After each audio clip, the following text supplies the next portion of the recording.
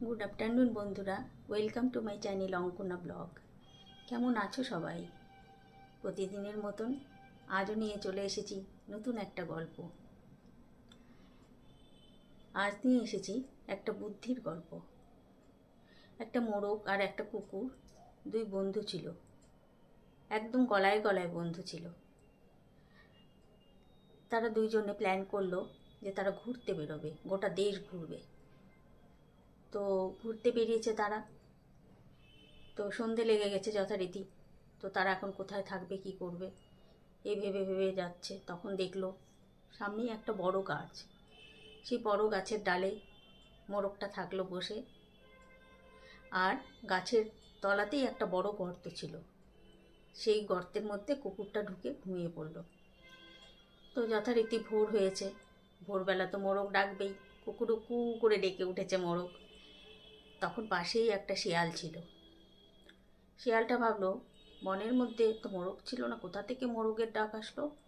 সে এসে দেখলো যে গাছের উপরে একটা মোরগ বসে আছে। তখন শিয়ালটা বলল, তোমার গলাটা কি সুন্দর, খুব মিষ্টি তোমার গলা, এসো না নিচে একবার এসো, আমি তোমাকে একটু আলিঙ্গন করি। তখন মোরগ তো ভাবলো এ তো আলিঙ্গন করার নয়।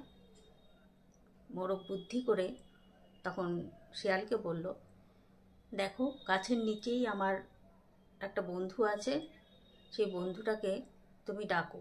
সে যদি আমাকে পারমিশন না দেয় আমি কিছুতেই নিচে নামতে পারবো না। সে পারমিশন দিলেই আমি একমাত্র নিচে নামতে পারবো। তো তুমি তাকে ডাক দাও। তো এই বলে মোরগটা আবার কুকুরুকু করে ডেকে উঠেছে। সেটা শুনে কুকুর ওখান থেকে গর্ত থেকে বেরিয়ে একবারে খ্যাক শিয়ালের গলাটা গিয়ে কামড়ে ধরে ছুঁড়ে ফেলে দিয়েছে দূরে। খ্যাক শিয়ালের আর সাহস হয়নি আর ঘুরে আসার।